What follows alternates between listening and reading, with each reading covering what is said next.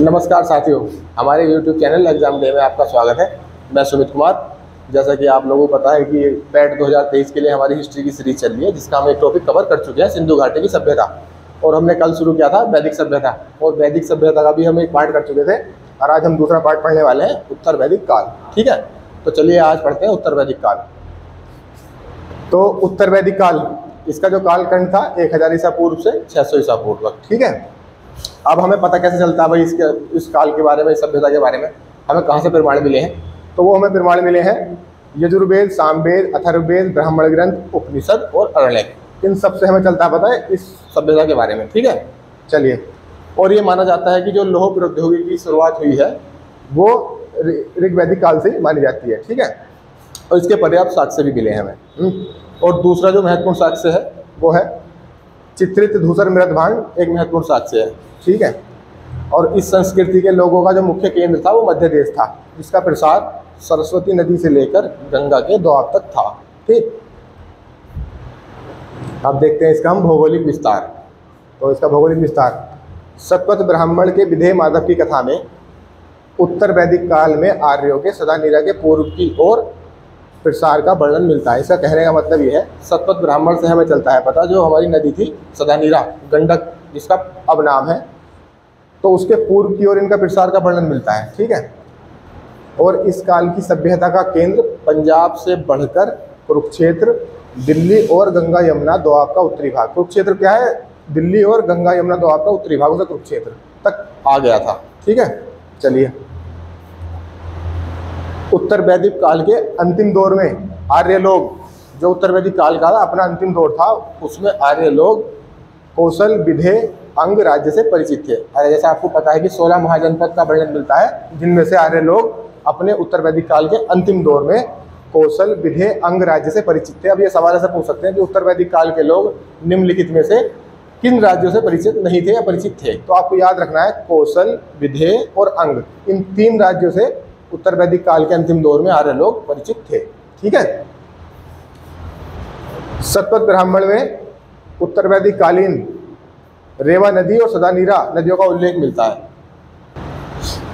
सतपथ ब्राह्मण में उत्तर वैदिक कालीन रेवा और सदानीरा नदियों का उल्लेख मिलता है, मतलब ये नदियां उत्तर वैदिक काल में भी मौजूद थी। उसके प्रमाण साक्ष्य है रेवा, जिसका नाम अब नर्मदा है, और सदानीरा, जिसका नाम है गंडक, नदियों का उल्लेख मिलता है। ठीक है, और जैसे मैंने आपको बताया था कि सिंधु घाटी सभ्यता नहीं, ऋग्वैदिक काल में हमें हिमालय की एक चोटी का, हिमालय पर्वत का वर्णन मिलता है, उसकी एक चोटी का भी वर्णन था।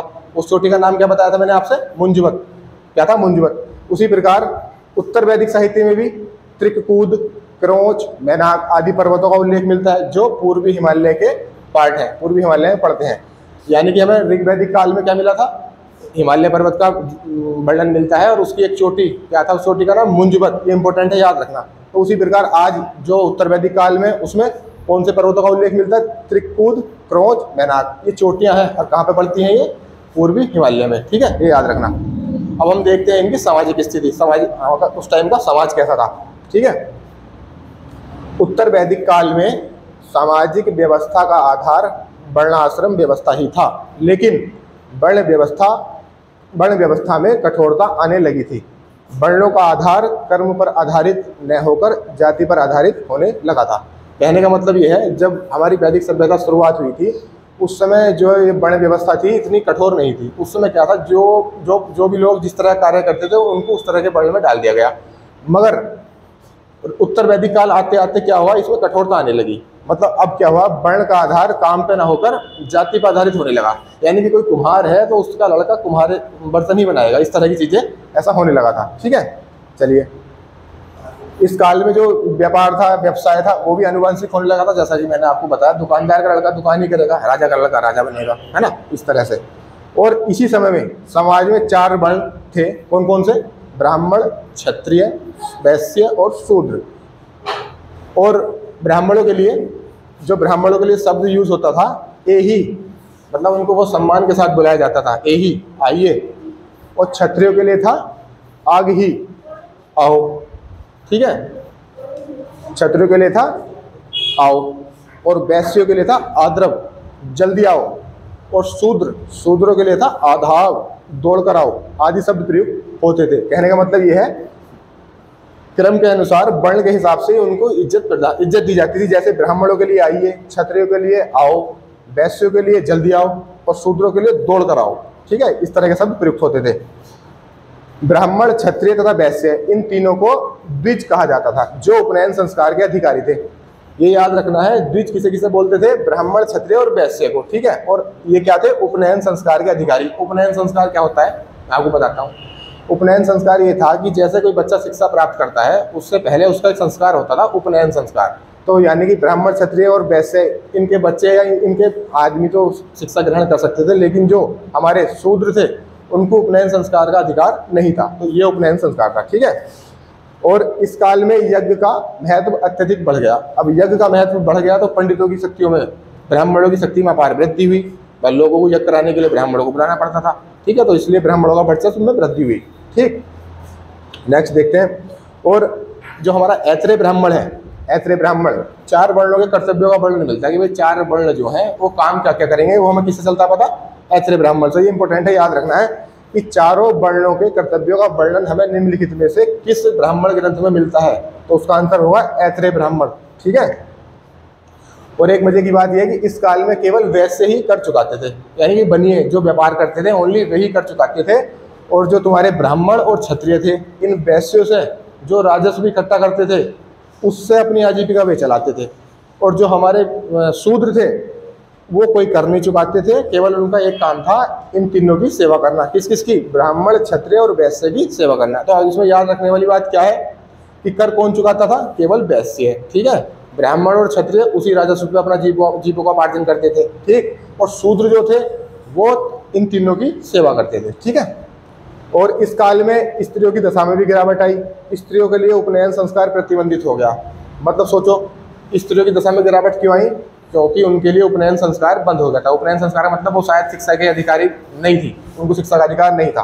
ठीक है, और एक ये याद रखना है कि पूछ सकते हैं कि पुत्री को कृपण निम्नलिखित में से किस ब्राह्मण ग्रंथ में कहा गया है? इंपॉर्टेंट है, ऐत्रेय ब्राह्मण में पुत्री को कृपण कहा गया है। ठीक है, चलिए। और हमारी गोत्र व्यवस्था जो है, जो आज भी सबके गोत्र होते हैं, वो गोत्र व्यवस्था हमारी उत्तर वैदिक काल में स्थापित हुई, ऐसा मानते हैं। गोत्र शब्द का अर्थ पहले क्या होता था? गोत्र शब्द का जो अर्थ था, गोत्र शब्द का अर्थ वो था कि जहाँ समूचे कुल के, सारे कुल के जहाँ पर गोधन बनता था उसको गोत्र कहा जाता था। ठीक है, उस स्थान को। परंतु बाद में इस शब्द का अर्थ एक मूल पुरुष का वंशज हो गया। मतलब पहले क्या था कि जहाँ पे सारे कुल के गोधन बनते थे, जहाँ पे मतलब कोई स्थान होगा उसको गोत्र बोलते थे। मगर बाद में किसी पुरुष से ही इसको संबंधित कर दिया गया, भाई एक ही पुरुष के गोत्र के हैं, मतलब उस तरह से इसको बताया गया। ठीक है, और सर्वप्रथम जो जाबलो उपनिषद है हमारा, उसमें 4 आश्रमों का वर्णन मिलता है। 4 आश्रम कौन कौन से हैं? ब्रह्मचर्य, गृहस्थ, वानप्रस्थ, संन्यास। वही शुरू के 25 साल तक ब्रह्मचर्य का पालन करना, फिर अगले 25 साल तक अपना घर गृहस्थी बताना, बच्चे पैदा करना, ये वो। ठीक है, उसके बाद वन में चले जाना, उसके बाद संन्यास ले लेना 25 साल। ये 100 साल का मैं आपको बता रहा हूँ। इस तरह से 4 आश्रम होते थे। ठीक है, अब ये सवाल कैसे बन सकता है ना, कि चारों आश्रमों का वर्णन निम्नलिखित में से किस उपनिषद में मिलता है? तो आपको याद रखना है जाबलो उपनिषद में चारों आश्रमों का वर्णन मिलता है। ठीक है, और अब खाने का देखते हैं। इस काल में आर्यों को चावल, नमक, मछली है, ये टाइपिंग मिस्टेक है, मछली, हाथी तथा बाघ का ज्ञान था। किस चीज़ का ज्ञान था? पूछ सकते हैं। इस काल में आर्यों को निम्नलिखित में से किस जानवर का ज्ञान नहीं था? तो हमें किसका था? हाथी का था, बाघ का था। ठीक है, मछली, चावल, नमक। ठीक है, ये याद रखना। अब मैं आपको जो हमारे उसमें है 16 संस्कार होते हैं। ठीक है, अब उन 16 संस्कारों के नाम है। अब एक बार इनको आप देख लेना। ठीक है, पहला क्या था? गर्भाधान। ठीक है, दूसरा था पुंसवन, तीसरा था सीमांतो नयन। ठीक है, और चौथा था जातकर्म, पांचवा था नामकरण, छठा था निष्क्रमण, सातवां था अन्नप्राशन और आठवां था चूड़ाकर्म, नवा था कर्णवेद और 10वां था विद्यारंभ और 11वां था उपनयन और 12वां था वेदारंभ। ठीक है, 13 नंबर था केशांत अथवा गोदान। ठीक, और 14 नंबर था समावर्तन। ठीक है, और 15 नंबर था विवाह और 16 था अंत्येष्टि। ठीक है, ये 16 संस्कार हैं। हो सकता है इनको आप देखना अच्छे से याद कर लेना, इस निम्नलिखित में से कौन सा संस्कार नहीं है ऐसा पूछ सकते हैं, या कितने संस्कार है पहले तो ये याद रखना कितने संस्कार होते हैं, 16 संस्कार, और इनको एक दो बार रिवाइज भी करना। ठीक है, चलिए। और जो विवाह थे वो विवाह के भी 8 प्रकार थे, और वे प्रकार कौन से थे वो हम देखेंगे अभी। मनुस्मृति में विवाह के 8 प्रकारों का उल्लेख किया गया है, जिसमें प्रथम 4 विवाह प्रशंसनीय है, शेष 4 निंदनीय है।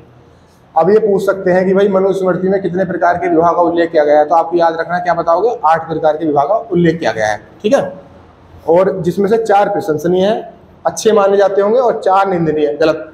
ठीक है, अब देखते हैं प्रशंसनीय विवाह कौन कौन से थे। नंबर 1 ब्रहा। इसका क्या था, कन्या के वयस्क होने पर उसके माता पिता द्वारा योग्य वर खोजकर उससे अपनी कन्या का विवाह करना। जैसे कि आजकल नॉर्मल होता है कि लड़की जवान हुई, उसके लिए अच्छा सा कोई लड़का देखा, शादी कर दी, तो वो प्रशंसनीय विवाह था, वो आता था ब्रहा में। ठीक है, दूसरा था दैव। अब दैव क्या था, यज्ञ करने वाले पुरोहित के साथ कन्या का विवाह, कि जो भी उस समय का पुरोहित जो यज्ञ करते थे उससे अपनी कन्या का विवाह करना, ये भी एक प्रशंसनीय विवाह में आता था, उसका नाम क्या था, दैव। और तीसरा था आर्स, यानी कि इसका मतलब था कन्या के पिता द्वारा यज्ञ कार्य हेतु 1 अथवा 2 गाय के बदले में अपनी कन्या का विवाह करना। मतलब अगर किसी उस कन्या के पिता को यज्ञ कराने के लिए कुछ गाय के बदले, ठीक है, अपनी कन्या का विवाह कर देना, वो कहलाता था आर्स। ये भी प्रशंसनीय विवाह में आता था कि भाई हम अपनी कन्या की शादी गाय के बदले कर रहे हैं, गाय क्यों ले रहे हैं, हम यज्ञ कराने के लिए, पुरोहित को देने के लिए। ठीक है, ये भी प्रशंसनीय विवाह में आता था। तीसरा था प्रजापत्य। इसमें क्या था, वर स्वयं कन्या के पिता से कन्या मांगकर विवाह करता था, कि भाई लड़के को लड़की पसंद आई और उसने जाके उसके पिताजी से बोला कि मुझे शादी करनी है, तो उस विवाह को क्या बोलते थे, प्रजापत्य। ठीक है, तो ये चारों थे, ये चारों हैं प्रशंसनीय विवाह में। कौन कौन से, ब्रहा, दैव, आर्स और प्रजापत्य, ये चारों प्रशंसनीय विवाह में आते हैं। और जो नेक्स्ट 4 हैं वे हैं निंदनीय विवाह। ठीक है, अब वो देखते हैं हम। चलिए अब देखते हैं, हमने 4 प्रशंसनीय विवाह देख लिए, कौन कौन से, ब्रहा, दैव, आर्स, प्रजापत्य। अब हम देखते हैं 4 निंदनीय विवाह, कौन कौन से हैं। आसुर ये निंदनीय विवाह है, कन्या के पिता द्वारा धन के बदले कन्या का विक्रय, मतलब पैसों के बदले अपनी लड़की बेच दी और शादी किसी को भी दी, उसने शादी कर ली, तो वो आसुर प्रवृत्ति लग रही है, तो आसुर। ठीक है, ये निंदनीय ही होगा ये काम, कि पैसे के बदले अपनी लड़की की शादी कर देना, ये निंदनीय काम है। दूसरा है गंधर्व, कन्या तथा पुरुष प्रेम अथवा कामुकता के वशीभूत होकर विवाह करते थे, कि जैसे लड़का और लड़की आपस में प्रेम करते हो और आपस में शादी कर लें, मतलब बिना घर वालों की मर्जी के, तो वो गंधर्व, ये भी निंदनीय शादी है। ठीक है, विवाह था। तीसरा था पैशाच, सोई हुई अथवा विकसित कन्या के साथ सहवास कर विवाह करना, मतलब सोती हुई कन्या या जबरदस्ती उसके साथ गलत काम करना, उसके बाद शादी करना, ये भी एक निंदनीय काम है, तो ये भी निंदनीय विवाह में आता है पैशाच, ये पैशाच प्रवृत्ति का है। ठीक है, नंबर 4 है राक्षस। अब इसमें क्या है कि बलपूर्वक कन्या को छीनकर उससे विवाह करना, बलपूर्वक कन्या को उठा कर ले गए गुंडे बदमाश की तरह, उसे शादी कर ली, ये भी निंदनीय विवाह है। तो 4 हमारे निंदनीय विवाह है, कौन कौन से हैं, आसुर, गंधर्व, पैशाच और राक्षस। ठीक है, ये याद रखना। ठीक है, चलिए अब हम देखते हैं राजनीतिक स्थिति, वह उनका राजनीतिक समाज किस तरह का था। ठीक है, अच्छा, उत्तर वैदिक काल में पहली बार क्षेत्रीय राज्यों का उदय हुआ, क्योंकि इससे पहले क्या था, राज्य शब्द नहीं यूज हुआ था, उससे पहले कबीले होते थे, कुल होता था, गोत्र होता था। अब उन कबीला थोड़ा बड़ा हुआ, संगठित होकर वो किस में बदल गया, राज्य, यानी पहली बार राज्य राष्ट्र शब्द का जो प्रदेश का सूचक है, किसमें, राजनीति की स्थिति पहली बार उत्तर वैदिक काल में राष्ट्र शब्द जो प्रदेश का सूचक है पहली बार इस काल में प्रकट हुआ। ठीक है, अब ये पूछ सकते हैं भाई राष्ट्र शब्द सबसे पहली बार किस काल में प्रकट हुआ, मतलब कब से यूज होता है राष्ट्र शब्द, किससे, उत्तर वैदिक काल से। ठीक है, हाँ, और इसमें क्या है, राजा की दैवीय शक्ति का सिद्धांत, मतलब ये माना जाता था कि राजा जो है कि भगवान का प्रतिनिधि है, वो भगवान का प्रतिनिधि करता है, उसे भगवान के समान इज्जत दी जाती थी। राजा की दैवीय उत्पत्ति का सिद्धांत ऋग वैदिक काल में, वो भी उत्तर वैदिक काल में। ठीक है, सर्वप्रथम ऐत्रेय ब्राह्मण में मिलता है। अब ये पूछ सकते हैं कि राजा की दैवीय शक्ति का सिद्धांत हमें किस ब्राह्मण ग्रंथ में मिलता है, तो किस में मिलता है, ऐत्रेय ब्राह्मण में। याद रखना, इंपॉर्टेंट है, क्वेश्चन आ सकता है कि राजा की दैवीय उत्पत्ति का सिद्धांत निम्नलिखित में से किस ब्राह्मण ग्रंथ में मिलता है, तो वह ऐत्रेय ब्राह्मण में। ठीक है, चलिए अब क्या हुआ, अब राजा का पद था, पहले ऐसा नहीं था कि भाई जो राजा है उसका लड़का ही राजा बनेगा, अब क्या होने लगा, उत्तर वैदिक काल आते आते राजा का पद जो है वंशानुगत हो गया। अब राजा का लड़का ही राजा बनेगा, फिर उसका लड़का राजा बनेगा। ठीक है, अब राजा को क्या बोलने लगे थे, सम्राट, एकराट, अधिराज आदि नामों से जाना जाने लगा। ठीक है, अब इसमें ये पूछ सकते हैं भाई कि उत्तर वैदिक काल में सबसे ज्यादा विकसित राज्य कौन सा था। ठीक है, मैंने आपसे बताया ना 16 राज्यों का हमें वर्णन मिलता है, जिसमें से महाजनपद काल में हमारे उत्तर प्रदेश में 8 राज्य आते थे। ये सवाल आरओ 2021 में पूछा गया था कि भाई महाजनपद काल में निम्नलिखित 16 राज्यों में से उत्तर प्रदेश में कितने राज्य पड़ते थे। ठीक है, तो वो कितने होते थे, 8। तो इस काल में पांचाल सर्वाधिक विकसित राज्य था। अब ये पूछ सकते हैं कि सबसे ज्यादा विकसित महत्वपूर्ण राज्य कौन सा था ऋग्वैदिक काल में, तो वो कौन सा था उत्तर वैदिक काल में, सॉरी वो था पांचाल। ये याद रखना है। ठीक है, अब राजा का राज्याभिषेक भी होता होगा जब राजा बनता होगा। ठीक है, तो वो किसी कोई यज्ञ अनुष्ठान कुछ होता होगा, कुछ पूजा होती होगी, तो उसमें कौन सा यज्ञ होता था, राजा का राज्याभिषेक राजसूय यज्ञ के द्वारा संपन्न होता था। अब ये हमें कैसे चलता है पता कि भाई जब भी राजा का राज्याभिषेक होता था राजसूय यज्ञ के द्वारा होता था। ये हमें जानकारी मिलती है शतपथ ब्राह्मण से।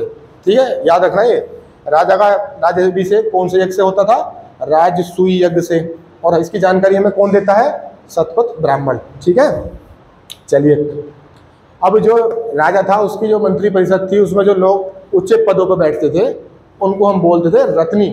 तो ये सवाल भी आया हुआ है, पूछा गया है कि भाई राजा के उच्च पदाधिकारियों को क्या बोलते थे, तो उनको हम बोलते थे रत्नी। ठीक है, और जो शतपथ ब्राह्मण है उसमें 12 प्रकार के रत्नियों का वर्णन मिलता है। अब ये पूछ सकते हैं कि भाई ऋग्वैदिक काल में शतपथ ब्राह्मण के अनुसार कितने प्रकार के रत्नियों का उल्लेख मिलता है, 12। याद रखना है 12 प्रकार के रत्नियों का उल्लेख मिलता है शतपथ ब्राह्मण में। ठीक है, और जो न्याय करने का काम था वो उसका सर्वोच्च अधिकारी जो था राजा। अगर राजा ने किसी को जो भी दंड दिया वो सर्वमान्य था, तो न्याय का सर्वोच्च अधिकारी राजा होता था। और एक इंटरेस्टिंग बात यह है कि ब्राह्मण को मृत्युदंड नहीं दिया जाता था।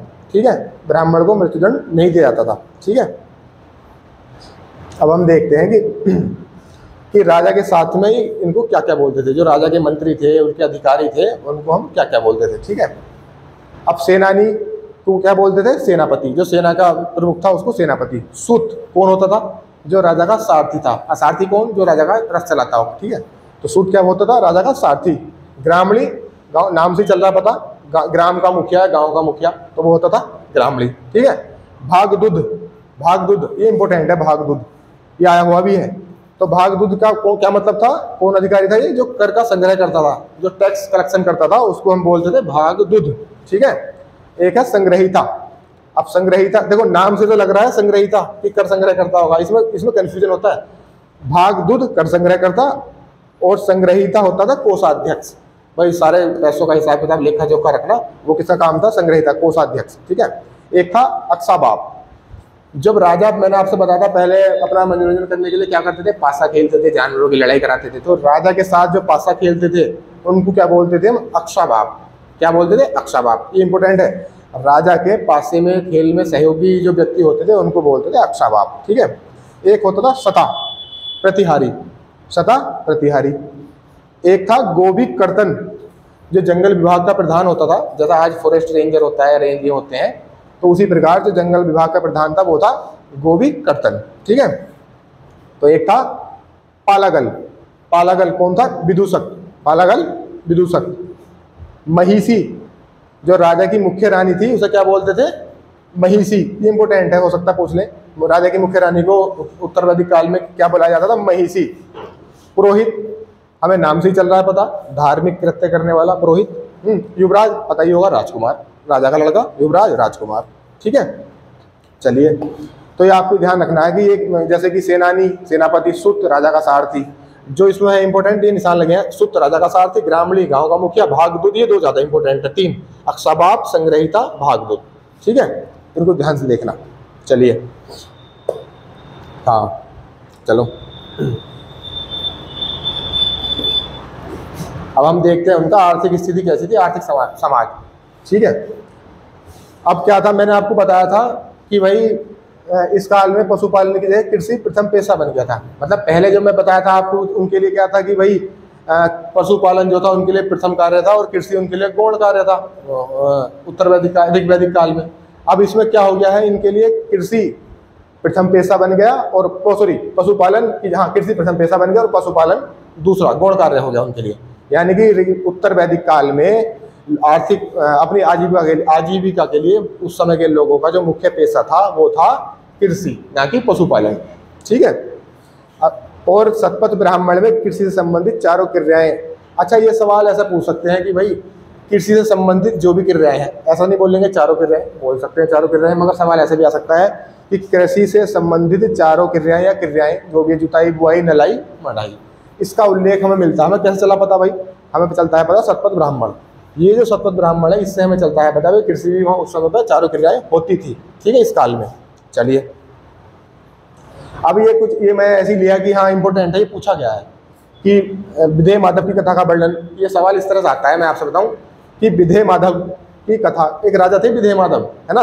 अब उनकी कथा का वर्णन हमें किस ब्राह्मण ग्रंथ में मिलता है, तो ये सवाल बनता है, आया हुआ भी है। तो आपको याद रखना है शतपथ ब्राह्मण विधेय माधव की कथा का याद कर लेना। शतपथ ब्राह्मण विधेय माधव की कथा, शतपथ ब्राह्मण विधेय माधव की कथा, शतपथ ब्राह्मण, ये इंपॉर्टेंट है। ठीक है। अब क्या हुआ, इस समय आते आते उत्तर वैदिक काल आते आते जो आर्य लोग थे उनको लोहे का ज्ञान हो चुका था, तो अब लोहे के उपकरण बनने लगे। अब जब लोहे के उपकरण बनने लगे तो कृषि कार्य में वृद्धि होने लगी, अच्छा धन धान्य आने लगा। ठीक है, तो कृषि के क्षेत्र में क्रांति आ गई। ठीक है। यजुर्वेद में लोहे के लिए श्याम, ये भी इंपॉर्टेंट है, याद रखना भाई, ये श्याम अयस्क और कृष्ण अयस्क किस धातु के लिए प्रयोग किए गए हैं? किसके लिए किए गए हैं? लोहे के लिए। श्याम और कृष्ण से ऐसा लगता है जैसे कि तांबे के, नहीं। यजुर्वेद में श्याम अयस्क और कृष्ण अयस्क किस धातु के लिए प्रयोग किए गए हैं? लोहे के लिए। ठीक है, ये याद रखना। और हमें पता कैसा चला कि भाई, जैसे मैं आपसे बता रहा कि भाई लोहे के कृषि उपकरण यूज होने लगे थे, तो हमें कैसे चला पता? हमें पता चला है, एक स्थान है अंतरजी खेड़ा।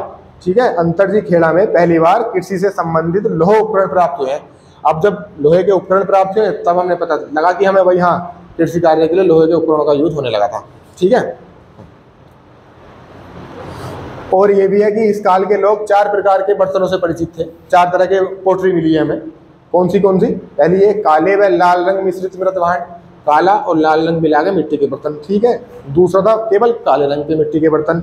और तीसरा था चित्रित धूसर, प्रिंटेड और मिट्टी के बर्तन। चौथे थे हमारे लाल मिट्टी के बर्तन। तो याद रखना कि भाई ये पूछ सकते हैं कि उत्तर वैदिक काल में जो लोग थे उनको कितने तरह के बर्तनों से परिचित थे, तो हमें पता होना चाहिए 4 तरह के, काले व लाल रंग के चित्रित। यह सवाल ऐसे भी आ सकता है कि काले व लाल रंग मिश्रित मृत भांड ये निम्नलिखित में से किस काल के लोगों से संबंधित थे, तो हमें याद रखना है उत्तर वैदिक काल। ठीक है, 4 तरह के बर्तनों से परिचित थे। चलिए, हाँ, जो ब्राह्मण ग्रंथ है हमारा उसमें ना एक शब्द का यूज हुआ है श्रेष्ठिन। अब श्रेष्ठिन क्या है? अब श्रेष्ठिन है श्रेणी का प्रधान व्यापारी। जो भी व्यापारी होते थे उनका जो प्रमुख होता था उसको हम श्रेष्ठिन बोलते थे। इंपॉर्टेंट है, ये पूछ सकते हैं भाई श्रेष्ठिन कौन? श्रेणी का प्रधान व्यापारी। ठीक है। अब उनकी माप की इकाई विनिमय के लिए क्या था भाई? इस तरह से करते, एक तो निष्क था, शतमान, पाद, कृपाल, रंतिका तथा गुंजा, ये क्या है? माप की इकाई है। अब ऐसा पूछ सकते हैं निम्नलिखित में से कौन सी माप की इकाई नहीं है? अब ये 4, इनमें से कोई से भी 4 ऑप्शन देंगे, पूछ लेंगे कि निम्नलिखित में से कौन सी माप की इकाई नहीं, तो आपको पता होना चाहिए कौन कौन सी थी उत्तर वैदिक काल में। निष्क, शतमान, पाद, कृष्णल, रंतिका तथा गुंजा। अब इंपॉर्टेंट मैं इसमें आपको बताता हूँ कौन कौन से हैं। देखो, एक तो है गुंजा, ये आया हुआ भी है, गुंजा, निष्क, शतमान, और ये 3 ज्यादा इंपॉर्टेंट है, बस पढ़ने हैं, मगर पढ़ना आपको सारा है ये। ठीक है। अब एक मजे की बात क्या है, निष्क। ये निष्क जो माप की इकाई बताई गई है उत्तर वैदिक काल में, ये ऋग्वैदिक काल में स्वर्ण आभूषण का नाम था निष्क। मतलब जो हम कल पढ़ चुके हैं ऋग्वैदिक काल, तो ऋग्वैदिक काल में निष्क क्या था? एक स्वर्ण आभूषण था। मगर उत्तर वैदिक काल आते आते क्या हो गया? ये एक माप की इकाई बन गया। ठीक है, ये इंपॉर्टेंट है, पूछ सकते हैं कि निष्क ऋग्वैदिक काल में क्या था? स्वर्ण आभूषण। उत्तर वैदिक काल में क्या था? एक माप की इकाई। ठीक है। चलिए, और हमें इससे भी पता चला है कि भाई ऋग्वैदिक उत्तर वैदिक आर्यों को समुद्र का ज्ञान हो गया था। अब समुद्र का ज्ञान हो गया था, हमें कैसे चला पता? क्योंकि हमारे कुछ ग्रंथों में समुद्री यात्रा का वर्णन किया गया है, और वर्णन किया गया तो व्यापार भी होता होगा। ठीक है, जब समुद्र यात्रा का वर्णन है तो व्यापार भी होता होगा, तो हमें पता चलता है उत्तर वैदिक आर्यों को समुद्र का ज्ञान हो गया था। तो ये पूछ आ सकता है कि भाई उनको समुद्र का ज्ञान था या नहीं था। ये स्टेटमेंट में आ सकता है क्वेश्चन किसी भी एग्जाम में कि भाई उत्तर वैदिक काल में आर्यों को समुद्र का ज्ञान हो गया था। कुछ और दे देंगे कि स्टेटमेंट, तो आपको पता होना चाहिए हाँ उत्तर वैदिक काल के आर्यों को समुद्र का ज्ञान हो गया था। ठीक है। और इस युग के आर्य जो थे उत्तर वैदिक काल के, टिन, तांबा, चांदी, शीशा से भी परिचित हो चुके थे। लोहे से और उससे तो थे ही वे, तांबे से। अब वे क्या थे, टिन, तांबा, चांदी और शीशे से भी परिचित हो चुके थे, यानी कि इन चारों जो मेटल है इनसे भी परिचित हो चुके थे।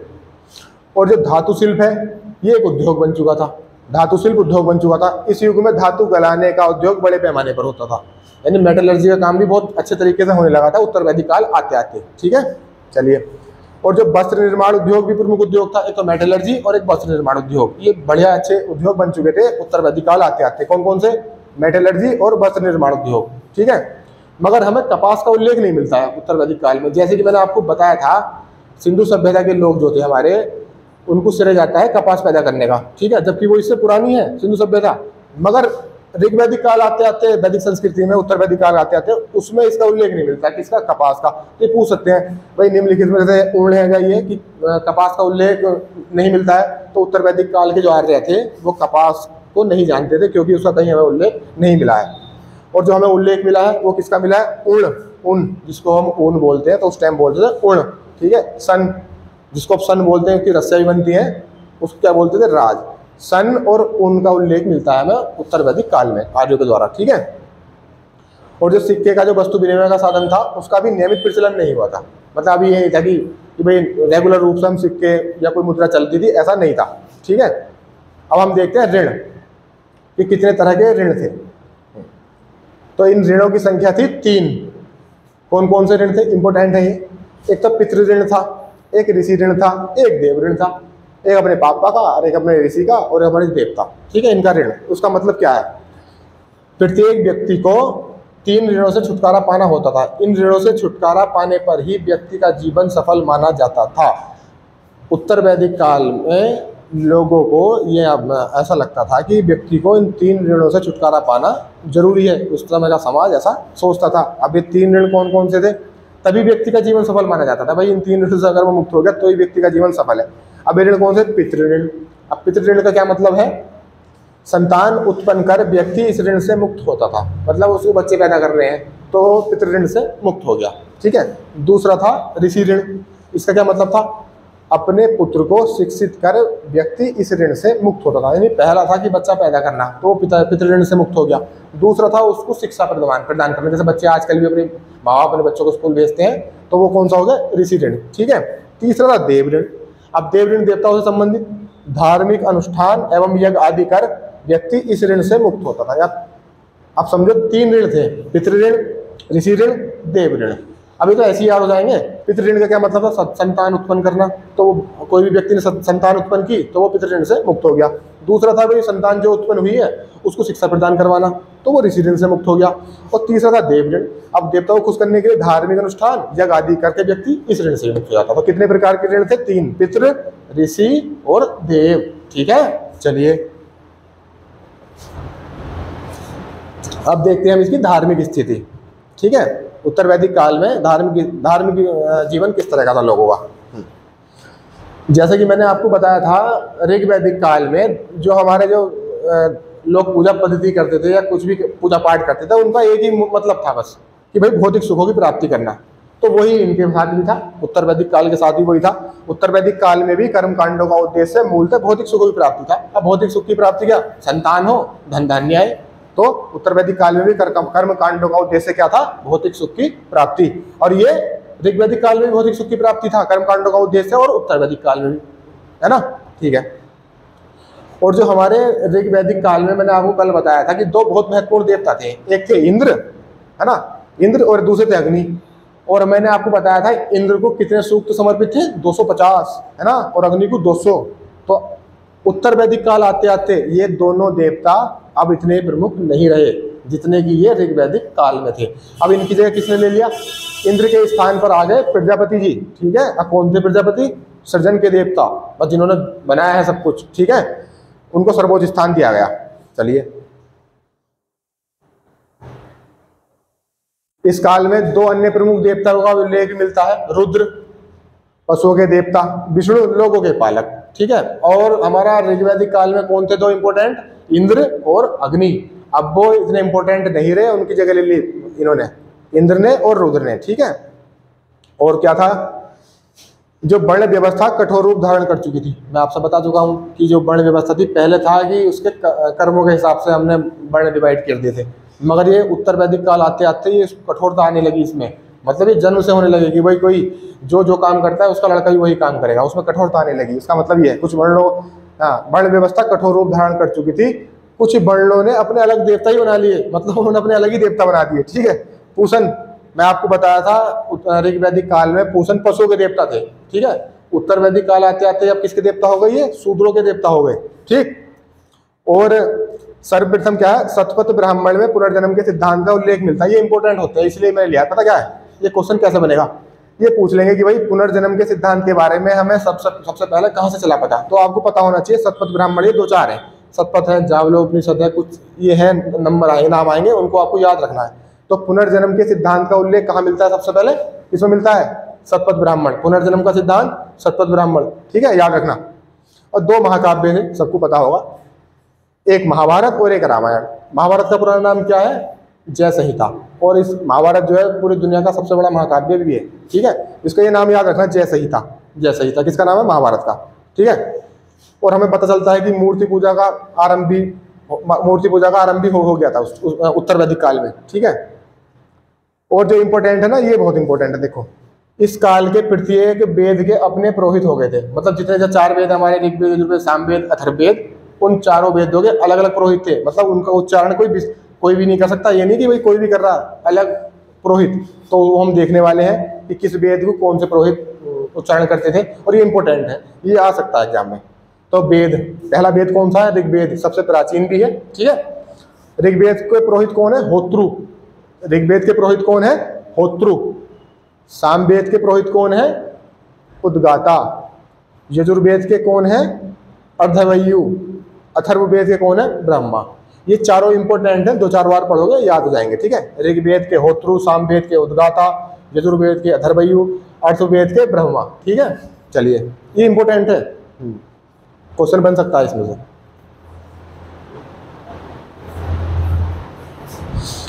और नेक्स्ट है, उत्तर वैदिक काल में ही बहुदेववाद, वासुदेव संप्रदाय एवं षड दर्शनों का बीजारोपण हुआ। अब इसमें से कई सारे सवाल बन सकते हैं, जैसे कि ये पूछ लेंगे भाई बहुदेववाद का तो नहीं, वासुदेव संप्रदाय का उदय निम्नलिखित में से किस काल में हुआ। तो आपको याद रखना है उत्तर वैदिक काल में, ना कि ऋग्वैदिक काल में वासुदेव संप्रदाय।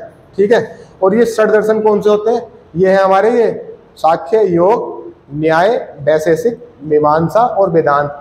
ये भी इंपॉर्टेंट है, ये याद रखने आपको। 1 2 3 4 5 6 है ये षड दर्शन, तो ये याद रखना, पूछ लेगा इनमें से कौन सा षड दर्शनों में नहीं आता है। ये क्वेश्चन आए हुए हैं। तो कौन कौन से हैं षड दर्शनों में, साख्य, योग, न्याय, वैशेषिक, मीमांसा और वेदांत। ठीक है, वो हम आगे आपको ये भी बताएंगे कि भाई ये जो दर्शन है इनके विचारक कौन है, वो भी हम आगे बताने वाले हैं। ठीक है, अब जैसे कि ये पूछा जाता है कि भाई मीमांसा, इसका नाम क्या है, मीमांसा का पूर्वी मीमांसा, और वेदांत को क्या बोलते हैं, उत्तरी मीमांसा। मीमांसा को पूर्वी मीमांसा और वेदांत को उत्तरी मीमांसा के नाम से भी जाना जाता है। ठीक है, ये क्वेश्चन आया हुआ है कि वेदांत को किस नाम से और जाना जाता है, अन्य नाम से, तो वो है उत्तरी मीमांसा। ठीक है, और ये है कि भाई मृत्यु की चर्चा, ये क्वेश्चन पूछ सकते हैं कि भाई मृत्यु की चर्चा सबसे पहले किस ब्राह्मण ग्रंथ में की गई है, तो हमें याद रखना है शतपथ ब्राह्मण में। ठीक है, मृत्यु की चर्चा शतपथ ब्राह्मण। और एक मोक्ष की चर्चा सबसे पहले कहाँ पे मिली है हमें, उपनिषदों में, ना कि पुराणों में। कहाँ पे मिली है, उपनिषदों में। मोक्ष की चर्चा कहाँ पे मिली है, उपनिषदों में, और मृत्यु की चर्चा मिली है शतपथ ब्राह्मण में। ठीक है, और जो हमारे मृत्यु लोक के देवता थे, ये याद रखना, पूछ सकते हैं, मृत्यु लोक के देवता कौन थे उत्तर वैदिक काल में, परीक्षित। ठीक है, चलिए, और पुनर्जन्म की अवधारणा भी ब्रह्मधारणक उपनिषद में मिलती है। ये क्वेश्चन भी पूछा जा सकता है कि भाई पुनर्जन्म की अवधारणा कहाँ मिलती है, बृहदारण्यक उपनिषद में। जैसे कि मृत्यु की मिलती है हमें शतपथ ब्राह्मण में, और मोक्ष की मिलती है हमें उपनिषद में, ऐसी हमें पुनर्जन्म की मिलती है बृहदारण्यक उपनिषद में। ये इंपॉर्टेंट है, याद रखना है आपको। ठीक है, अब ये पूछ सकते हैं भाई स्त्रियों के लिए, आपको पता होगा, बोलते हैं ना अर्धांगिनी। अब अर्धांगिनी शब्द का यूज सबसे पहली बार कहाँ पे हुआ है, कहाँ पे हुआ, ये क्वेश्चन पूछा जा सकता है। तो कहाँ पे हुआ अर्धांगिनी शब्द का यूज स्त्रियों के लिए, शतपथ है ये मिस्टेक है थोड़ा, शतपथ ब्राह्मण। ठीक है, शतपथ ब्राह्मण में स्त्रियों को अर्धांगिनी। नोट कर लेना, शतपथ समझ जाओगे, ऊपर भी इसका यूज हुआ है। शतपथ ब्राह्मण में स्त्रियों को अर्धांगिनी कहा गया है, ये इंपॉर्टेंट है। अब एक मजे की बात क्या है, जो उपनिषद होते हैं ना हमारे उपनिषद, क्या हुआ उपनिषदों में, मोक्ष की चर्चा का वर्णन अभी मैंने आपको बताया कहाँ पे हुआ है, उपनिषदों में। मगर उपनिषदों में यज्ञ और कर्म कांडों की निंदा की गई है। ये फालतू के ढकोसले नहीं करने, ये इन्होंने बताया उपनिषदों में कि यज्ञ और कर्म कांडों की निंदा की गई है, इन्होंने इसको निंदा की है इसमें उपनिषदों में। ठीक है, क्या मानना उन्होंने, केवल ब्रह्मा, बस एक भगवान ब्रह्मा को ही मानना है कि भाई ब्रह्मा की मात्र, ब्रह्मा ही एकमात्र, ब्रह्मा की सत्ता को ही स्वीकार किया गया है। ठीक है, अब एक क्या नाम यह है कि जैसे छांदोग्य उपनिषद है, उसमें केवल 3 आश्रमों का वर्णन मिलता है। जैसे मैंने आपको बताया कि 4 आश्रम होते हैं, है ना, उन चारों में से 3 का वर्णन किसमें मिलता है, छांदोग्य उपनिषद में। ये सवाल आया हुआ है, ये कैसा आया था कि 4 आश्रमों में से 3 आश्रमों का वर्णन निम्नलिखित में से कहाँ पे किया गया है, तो वह किस उपनिषद में किया गया है, तो आपको याद रखना है छांदोग्य उपनिषद। ठीक है, परंतु बाद में क्या हुआ, एक जाबलो उपनिषद है, उसमें 4 आश्रमों का, अब ये 2 सवाल बन गए हैं। बस 3 का वर्णन हमें 3 आश्रमों का कहाँ पे मिला है, छांदोग्य उपनिषद में, और 4 आश्रमों का एक साथ वर्णन कहाँ पे मिला है हमें, सबसे पहले कहाँ पे, जाबलो उपनिषद। छांदोग्य उपनिषद में 3 का और जाबलो उपनिषद में 4 का, ये इंपॉर्टेंट है, याद रखना। और 4 आपको पता ही है, ब्रह्मचर्य, गृहस्थ, वानप्रस्थ, संन्यास। ठीक है, वो पहले मैं आपको बता चुका हूँ। चलिए, अब हमने आपसे बताया था भाई जो ये कुछ दर्शन है, उनके दार्शनिक है, प्रवर्तक है उनके, ये इंपॉर्टेंट है। जितनी भी आपको मैं सारणी बता रहा हूँ ना, इनमें से सवाल मिलते हैं, चाहे आप आरओ का एग्जाम देना, चाहे यूपीएसआई का देना, चाहे पैट का देना। अब जैसे मैं आपको ये बता रहा हूँ कि वैदिक सभ्यता, तो ये कोई पैट नाम भले ही चैनल का इसमें पैट की भी पैट के लिए है, ऐसा नहीं है, मगर ये जहाँ भी आएगी वो सभी एग्जाम के लिए बराबर महत्वपूर्ण है। ठीक है, तो ये ज़्यादा इंपॉर्टेंट है, ये याद रखना। दर्शन, चारवाक दर्शन सुना होगा, इसके प्रवर्तक कौन थे, ऋषि चारवाक। चारवाक दर्शन, चारवाक। योग पता है आपको, पतंजलि, योग दर्शन के कौन थे, पतंजलि, जो बाबा रामदेव खूब धूम मचा रखी है। सांख्य दर्शन, कपिल मुनि, मुनि कपिल मुनि थे। सांख्य दर्शन, कपिल मुनि, योग पतंजलि, चारवाक चारवाक। न्याय के गौतम थे। ठीक है, न्याय के गौतम। और दूसरे थे एक पूर्वी मीमांसा, इसके प्रवर्तक थे जैमिनी। उत्तरी मीमांसा के बद्रायण। और वैशेषिक के कणाद या उलूक, 2 नाम थे इनके, कणाद या उलूक। चलो एक बार हम दोबारा से देख लेते हैं। चारवाक के कौन थे, चारवाक। योग के थे पतंजलि, सांख्य के कपिल, न्याय के गौतम, पूर्व मीमांसा के जैमिनी, उत्तरी मीमांसा के बद्रायण, वैशेषिक के कणाद या उलूक। ये इंपॉर्टेंट है, इसको रिवीजन करना, 1-2 बार याद हो जाएगा। ठीक है, चलिए अब यज्ञ भी देख लेते हैं भाई। उस समय कौन कितने तरह के यज्ञ होते थे, पूछ भी सकते हैं एग्जाम में। देखो, प्रमुख यज्ञ एक होता था अश्वमेध यज्ञ, ये तो आपने सुना ही होगा सबने। सर्वाधिक महत्वपूर्ण यज्ञ, ठीक है, सबसे ज्यादा इंपॉर्टेंट यज्ञ, राजा द्वारा साम्राज्य की सीमा में वृद्धि के लिए घोड़े को स्वतंत्र छोड़ दिया जाता था। अब ये अश्वमेध यज्ञ क्या था कि भाई राजा अपनी शक्ति का प्रदर्शन करने के लिए क्या करता था, एक यज्ञ कराता था और एक घोड़ा छोड़ देता था। और वो घोड़ा जहां तक भी जाएगा, कितने भी क्षेत्र में घूम के आएगा, वो सारा क्षेत्र उस राजा का हो जाता था। अगर किसी ने उस घोड़े को पकड़ लिया तो यानी कि मतलब क्या था उसका, कि उस राजा को अब उस राजा से युद्ध करना पड़ेगा। अगर नहीं पकड़ा तो उसकी उन्होंने स्वीकार कर ली, भाई हाँ हम तेरे अंडर में काम कर रहे हैं। तो यानी कि वो घोड़ा जहां तक भी घूम के आएगा, वो सारा क्षेत्र उस राजा का। हर किसी राजा का सपना होता था कि मैं भी अश्वमेध यज्ञ करूं, कि मतलब लगता ही हर किसी को। तो अश्वमेध यज्ञ क्या था, सर्वाधिक महत्वपूर्ण, राजा द्वारा साम्राज्य की सीमा में वृद्धि के लिए घोड़े को स्वतंत्र छोड़ दिया जाता था। तो ये क्या था, अश्वमेध यज्ञ। दूसरा था राजसूय यज्ञ, मैंने आपको बताया था। राजसूय यज्ञ क्या होता था, राजा के राज्याभिषेक करते समय जो भी धार्मिक अनुष्ठान होता था, यज्ञ होता था, उसको हम बोलते थे राजसूय यज्ञ, याद रखना है। ठीक है, वाजपेयी यज्ञ, राजा द्वारा अपनी शक्ति के प्रदर्शन के लिए रथ दौड़ का आयोजन। अच्छा, अपनी शक्ति के प्रदर्शन के लिए राजा एक रथों की दौड़ करवाता था, तब जो सा यज्ञ होता था उसे हम बोलते थे वाजपेयी यज्ञ। ठीक है, नेक्स्ट था अग्निष्टोम यज्ञ, है ना। अग्निष्टोम यज्ञ, पापों के क्षय और स्वर्ग की ओर जाने वाली नाव के रूप में वर्णित। अच्छा, अपने पापों का पश्चाताप करने और स्वर्ग में जाने के लिए जो सा योग कराते थे यार, वो थे अग्निष्टोम यज्ञ। नेक्स्ट है शैत्रामणि यज्ञ। शैत्रामणि यज्ञ में क्या था, पशु और सुरा की आहुति, मतलब पशुओं की बलि दे रहे हैं और शराब डाल रहे हैं उसमें। कौन सा था वो, शैत्रामणि यज्ञ। और नेक्स्ट है पुरुषमेध यज्ञ, राजनीतिक वर्चस्व के लिए स्वस्थ तथा विद्वान पुरुष की बलि। ये सबसे खराब यज्ञ था, मतलब राजनीतिक वर्चस्व के लिए जो सबसे स्वस्थ और विद्वान था गांव का, ये होता था। ये सच में ऐसा था कि जो सबसे ज्यादा विद्वान और सबसे ज्यादा ताकतवर जो भी नौजवान होता था, उसकी बलि दी जाती थी। तो भाई उस टाइम तो ताकतवर होना, विद्वान होना, ये तो बहुत गलत बात थी। ठीक है, चलिए नेक्स्ट देखते हैं। ये याद रखना है कि भाई किसी यज्ञ में किस चीज के लिए था ना। हो गई। चलिए, तो अब हमारा क्या है कि जो हमने आपको पहले दिन में आपको बताया था कि हड़प्पा सभ्यता, उसके बाद हमारा शुरू हुआ था वैदिक सभ्यता। और वैदिक सभ्यता भी हमारी दो भागों में बटी हुई थी, ऋग्वैदिक काल और उत्तर वैदिक काल। तो हमने कल पढ़ा था ऋग्वैदिक काल, आज हमारा उत्तर वैदिक काल कंप्लीट हो गया है। अब देखो, नेक्स्ट क्लास में जो भी हमारे सिलेबस के हिसाब से नेक्स्ट टॉपिक होगा वो मैं आपके लिए लेकर के आऊँगा, ठीक है। और आपको अगर इस क्लास की PDF या कोई कमेंट, कोई क्वेरी कुछ भी है, आप कमेंट में बता सकते हैं, ठीक है। चलिए, तो मिलते हैं नेक्स्ट क्लास में। जय हिंद, जय भारत।